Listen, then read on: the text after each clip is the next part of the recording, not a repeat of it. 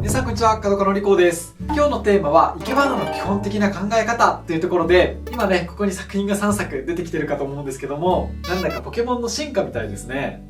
こんな感じでたった2本から徐々にお花が増えていった時に綺麗に飾るポイントなんかも皆さんにお伝えできればと思っております。それでは早速やっていきましょうか。はい、ということで今日は初心者の方でもこの動画を見終わった後でしたらすぐにプロ級のお花が生けられる、そんなお花をきれいに飾るポイントやテクニックをこちらのちょっとした花瓶を使ってお伝えしていこうかなと思います。日本の誇れる文化である生け花の魅力やエッセンスをギュッと濃縮してお伝えできればと思いますので、ぜひ最後までお楽しみいただけたら嬉しいです。また動画の途中で面白いな、勉強になるなと思ったら、よろしければチャンネル登録の方もポチッとよろしくお願いいたします。ということで今日はこちらの器を使って3作ほど生けていこうかなと思うんですけども、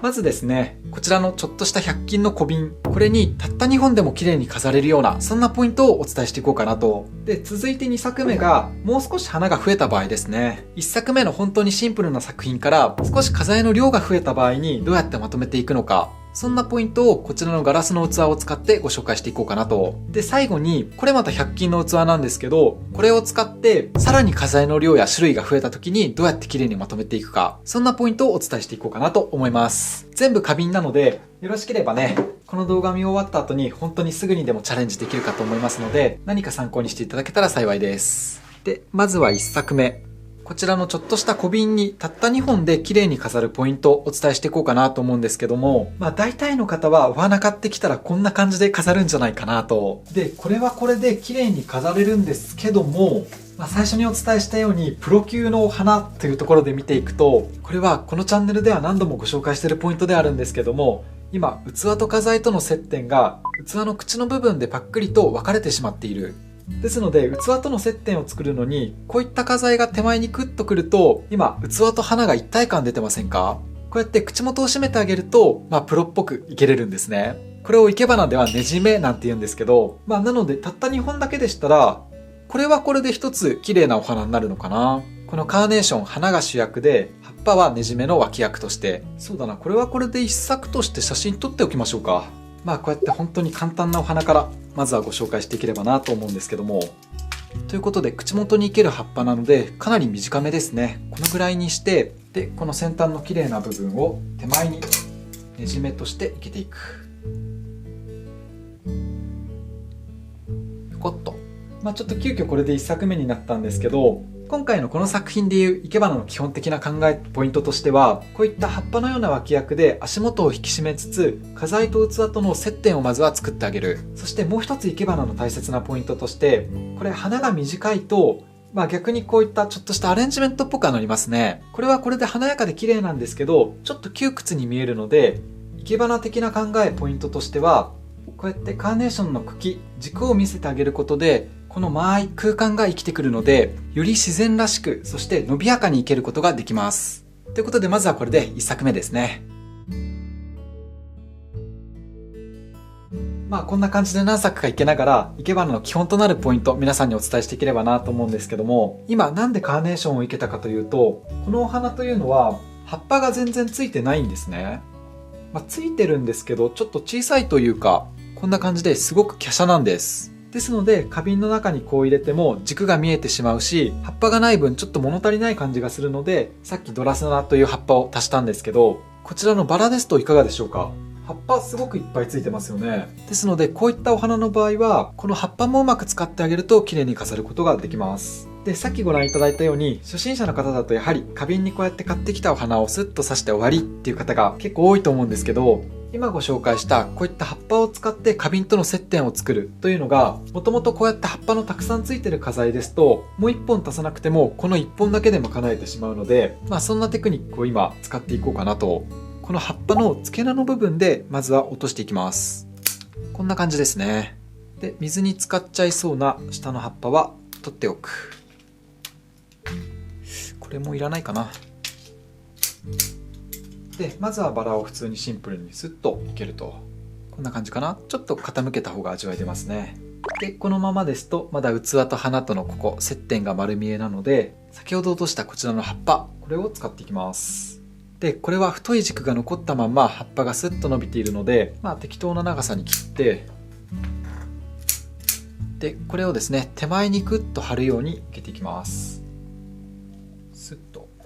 そうすると今入れたこの葉っぱでねじめ、下の部分が引き締まりつつ器と花材との接点ができます。というところで本当に少ない本数でいける場合はこういった葉っぱのない花材よりは葉っぱのついてる花材を有効活用した方が、たった1本でも綺麗に飾れると。これもまた作品というかこれはこれだけでも綺麗ですね。ただここでも先ほどお伝えした生け花の基本的な考えとしては、花首で切ってこの綺麗なバラの花の部分だけを抽出していけるアレンジメントとは異なり、生け花というのはこの茎の曲がりとか、そういった自然らしさをすごく大事にする、そんなところをきちんと意識してあげるとたった1本でもこうやって綺麗に飾ることができます。でここでもう一つ生け花の魅力をお伝えしておくと、今これ中心部分のボリュームこのぐらいありますよね。でそのボリュームバランスに対してもう一本スーッと高く主役を伸ばしてあげる。今日これ真っ赤なサンゴ水木という枝なんですけど、基本的に枝物がいいですね。なんかドウダンツツジみたいな味わいのある枝とか葉っぱがスッと1本入ってるとそれだけでも絵になりますし、あまりこのサンゴ水木というのは味がないんですけど、でも1本足されると空間にスッと伸びやかに映るんですね。これもギュッと塊で見せるアレンジメントと異なり、伸びやかな線が入ることで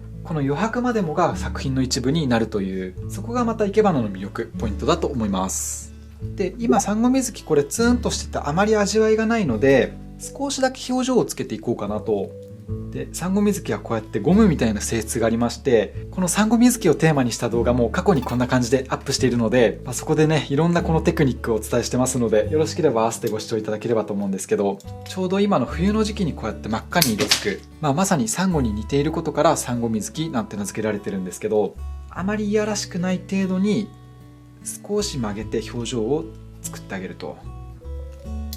こうやってこの植物の自然の表情を生かすっていうのもまた一つ生け花の魅力ポイントですね。どうでしょうか。さっきのツーンとした感じからちょっと柔らかい曲線が出てきましたよね。ですのでこれをバラより少し高い位置にスッと伸ばしていくと。でこれ伸ばす高さっていうのもあまり長すぎるとバラとてっぺんのサンゴ水木の部分すごく間が抜けてしまいますし、あまり短すぎると変化に乏しいというかどっちが主役かなっていうのが曖昧になってしまうので、今日だとこのぐらいかな。こういった枝物を1本スッと足してあげるとすごく伸びやかな印象のお花になるかと思います。この枝物が入るっていうのも一つ生け花のポイントなんじゃないかなって思うんですよね。最近はよくアレンジメントでもふわっと華やかにまとめた中に枝をぐさっと刺したりするんですけど、やっぱこういう枝の伸びやかさが出るってことは花同士もある程度こう空間とか間合いが必要になってくるのかなっていうのは、あくまで生け花をやってる私個人の考えというかそんな風に思うんですけども。そしたらこれを1本スッと足していきます。こんな感じ。あらおしゃれ。こうやって主役の線をスッと飛ばすことでたった2本でもすごくスケールの大きいといいますか、この植物たちの自然の風情や特徴を生かしながら伸びやかなお花にすることができるということで、これで2作目が出来上がりました。ここからもう少し本数が増えていったらどうなるかなというところでお伝えしながら生けていこうかな。本当に生け花の基本的な考えというところで、このチャンネルすでに生け花やってる方も結構見てくださってるみたいなので、そういう方にはちょっと退屈な動画かもしれませんけど、改めて基礎に戻ることも大切ですからね。よし、そしたら続いてバラ2輪の場合、まず1輪目は先ほどと同様1本スッと入れて、で手前にねじ目として葉っぱを生けていきます。こんな感じかな。これで花と器に接点を作っていくと。で今生けてた器よりワンサイズ大きい器にしたんですけど、上の部分のボリュームが増えれば増えるほどやはり器はどんどん大きくなってくるというところで、逆に言うと今日お伝えする基本的なポイントを押さえていくと、花材の量と器のバランスさえ整っていれば初心者の方でも割と大きめの華やかなお花生けれるかと思います。もう生け花の基礎基本的な考えがこの動画に詰まっているかと思うので、やったことあるよという方もぜひ参考にしていただければなと。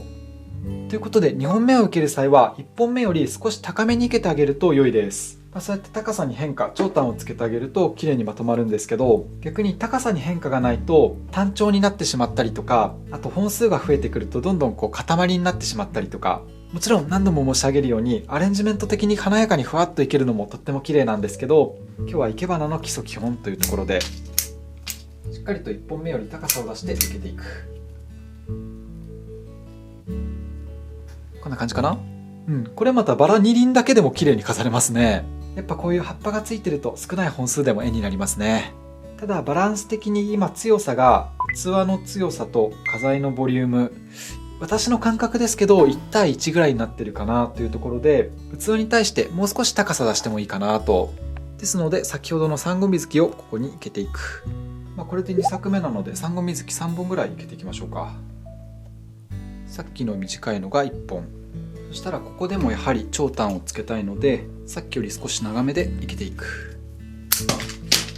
水に浸かりそうな付け枝とかはきれいに落としていきます。で、縦にスッと伸びやかでもいいし、少し横にゆったり広がるような感じでもいいし、これも一つ生け花の考え方なんですけど、もともと生け花というのはこうやって床の間3方が区切られた場所に飾られていまして、で床の間のサイズ感というのは人のうちそれぞれだったんですね。ですので横幅の狭い空間でしたら縦にすっきりといけると伸びやかに見えますし、逆に天井が低くて横長の、飾り棚みたいなところでしたら、この枝を横にスッと張らせることでゆったりと広がるようなお花にすることができますし、そうやって与えられたスペースの中でこういった余白空間を生かしながら生けていくっていうのがまた一つ生け花のポイントや考え方、そして大切な部分になります。というところからも今はその床の間っていうのが西洋建築が主流になってきてるのでなくなってきてるんですけど、でも例えばテレビの脇にちょこんと飾るお花だったり、天井は低いけど横に長い、そんなちょっとトイレの脇にあるスペースとか、そういう今の建築空間の中でもこうやって場によって臨機応変生けられる生け花というのは、私は今の時代もすごく生きてるなぁなんて、そんな風に思いますね。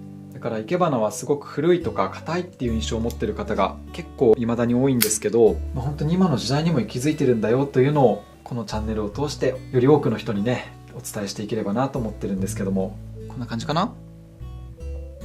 もう少し横にゆったりしようと思ったら逆側に張らせるのもありですね。こっちにもちょっと短めで足していきましょうか。3本目。今バラが中心部分入ってるのでこっちこんだけ伸ばしてもそんなにバランス崩れて見えないんですけど、これ逆側に入るとより左右でバランスが取れるんじゃないかなと。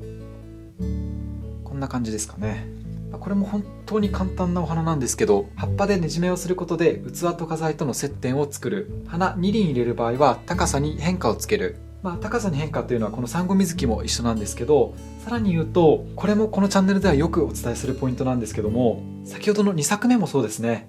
主役と脇役を明確にする。これ生け花では主材副材なんて言うんですけど、バラももともとこうやって切り花結構高いですよね。ですのでよく買ってきたお花そのまんま生けてしまうと、この主役と脇役、サンゴ水木とバラというのが、お互いがこう喧嘩するというか、どちらも主張がこうすごくなってくるので、全体をこう調和させて統一感を出すには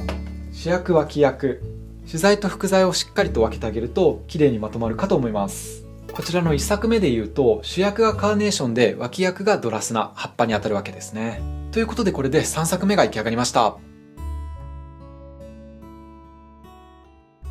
よし、そしたらこれをもっと華やかにするにはというところで最後4作目。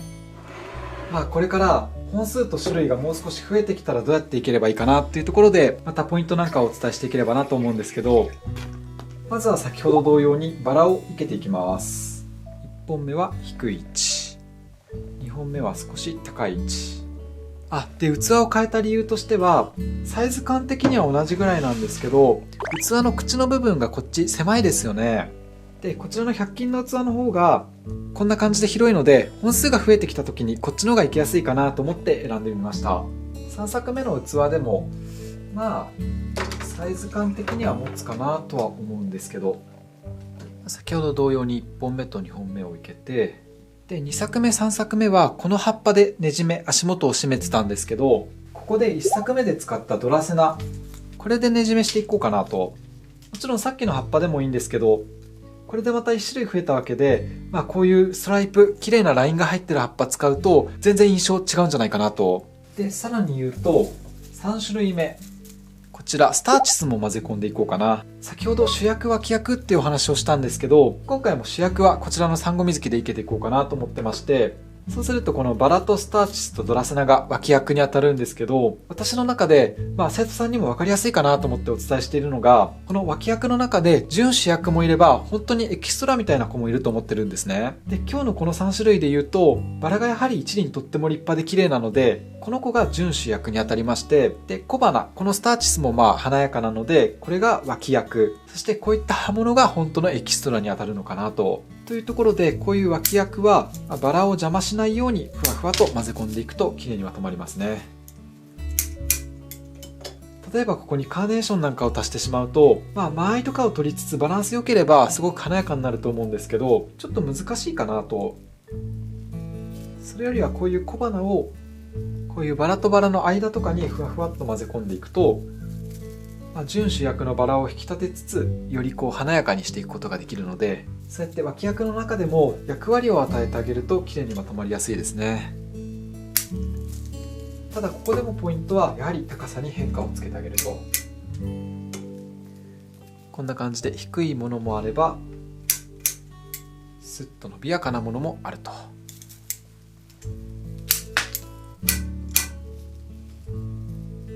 いかがですかね。こんな感じで小花をこうやってパラパラっと混ぜ込んであげるとよりふわっと華やかな世界になるんじゃないかな。で今バラ2輪ですけど、もっと華やかにしようと思ったらここにバラさらに足してもいいですよね。これもしっかりと3輪に長短がつくように生けていきます。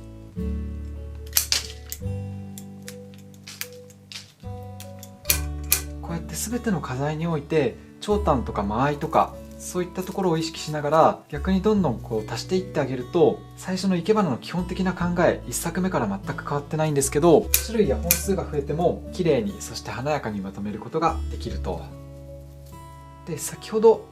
足元に締めた葉っぱですね、あれバラの葉っぱをやめて今このドラセナが入ってると思うんですけど、同じような理屈で例えばこういう小花を散らしたことで中心がボテボテと重たくなってきたら、今はそんなに窮屈な印象はないのでこのままでいいのかなと思うんですけど、例えば葉っぱ1枚を取ってしまったりとか、そうやって空間を作ってあげることでそこに別の花材を足していってあげる、そうやってどんどん華やかにすることができますね。で今このお花ご覧いただくと、このドラセナ、綺麗なストライプの入った葉っぱが全体を見た時に唐突に1箇所ポツンとついているので、このぐらいのボリュームになった場合はやはり少し上の方にもこのストライプがちらっと見えたりすると全体の統一感が出てきます。ということでこれ意外とやりがちなんですけど、何度も申し上げるようにスターチスも高さに変化がついてますし、バラも高さに変化がついてるというところで、ドラセナも2本入れる場合は高さにしっかりと変化をつけてあげると。これもまたねじめに使ってしまうと下がすごくボテッと重たくなっちゃうんでね。ただ葉っぱは本当の脇役なので、高すぎるとすごく主張が強くなるというところで、少し控えめのこの辺りにちらっと見えるといいのかな。こっち側でもいいですね。この辺りかな。そんなところを狙って受けていく。こんな感じかな。これでだいぶ華やかになりましたね。このまんまでも綺麗に飾れるとは思うんですけど、まだその生け花の考え方でいう空間へのアプローチっていうのがこの辺ぐらいまでになってるので、ここに主役のサンゴ水木をさらに伸びやかに足していくと。ということでとりあえずさっきの3本を生けていきましょうか。生け花は本当に一花一葉という考え方もあるほど、1本から2本でも絵になりますし、こうやってどんどん足していくことでそれこそ華やかなお花になるので、このぐらいのサイズ感のアレンジメントを生けようと思うとかなりの量の花が必要になるんじゃないかな。そんなところも私はやっぱ生け花の魅力だなと感じますね。このサンゴ水木に関して今すごく適当に入れてるんですけど、でもまずしっかりとやはり高さに変化を出すというのと、お互いのこういう空間間合いを大切にしています。こうすると今リズムが綺麗ですね。トントントンと。このリズムで言うとこういけると綺麗なのかな。今の下の花のこのボリューム感で言うとこのぐらいスッと伸ばしてもかっこいいんじゃないかな。いいんじゃないですかね。今何をしようと思ったか皆さん分かりましたかね。この1輪を取ろうかなと思ったんですけど、スターチスの今のバランスがここ4輪がダラダラっと並んでますよね。で1列になっちゃってるので少し変化を加えたいなっていうところで、取るとしたらこれかな。これを落とすことでいかがでしょうか。今これ1本取ったことでここに空間間が生まれたので、先ほどのこの単調なイメージから少し変化が生まれたんじゃないかなと。そうやってこの後ちょっと正面から見て足りないところを足したりとかさばくとこさばいていきたいんですけど、今日お伝えした生け花のポイントを踏まえれば本当に2本少ない本数からこういった華やかなお花まで綺麗にまとめることができるかと思いますので、ぜひこの動画何度もご視聴いただきながら皆さんもお花を生けることを楽しんでいただけたら幸いです。ということでこれで3作目が出来上がりました。はい、いかがだったでしょうか。本日の動画が面白かった、ためになったという方はチャンネル登録や高評価をポチッとよろしくお願いいたします。それではまた次回、バイバイ。